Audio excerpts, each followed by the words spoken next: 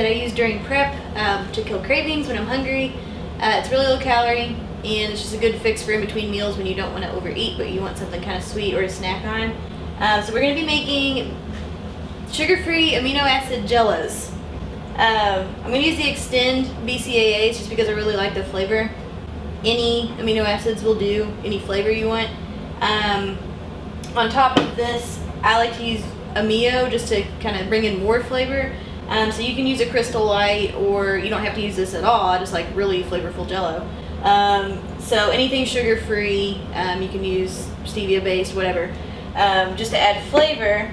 And then you'll want a plain fiber supplement that's in a powder form. So psyllium husk is good. You can use Metamucil if you like that brand. Just make sure it's sugar-free and there's no sugars in it.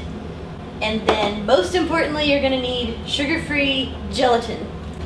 I like the Knox brand because there's not a lot of carbs. There's actually no carbs. There's 0 carbs and only 2 grams of protein, so it's still really low calorie. So this is going to be your base. And then you're going to need half a cup of water at room temperature. And then in here I have 1.5 cups of boiled water. So you will need 2 parts water, 1 at room temperature, 1 boiled. So we're going to take, I'm going to make a smaller dose just for the video. So we're going to use 2 packets of the Knox gelatin. We're going to pour them in the bowl like that. Then you're going to take your amino acids. I already have 1 scoop, but I like to use 2 scoops. So 2 scoops amino acids in here. So you want all your dry ingredients in the bowl first. Do not try to mix the water in yet. And then I'm also going to use 2 tablespoons of the fiber. You can adjust this. You might not want to use the fiber at all. Maybe just start slow. So 2 tablespoons of your fiber. And then you're going to want to mix it, dry ingredients first.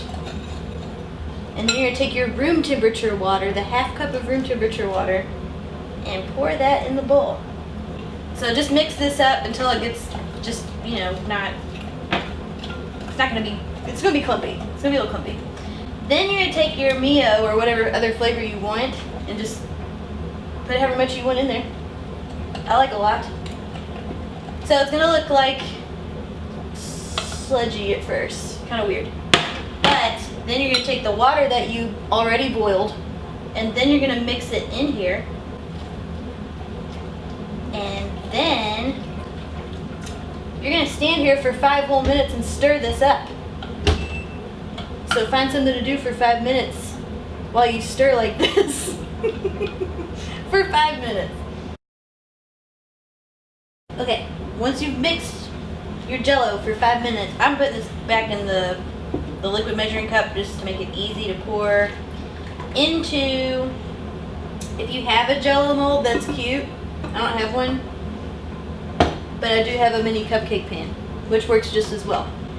You could do this in just one big dish and cut it up into cubes or just eat it with a spoon if you live by yourself and don't mind doing that, or sharing. So then you just fill these. You can fill these all the way up.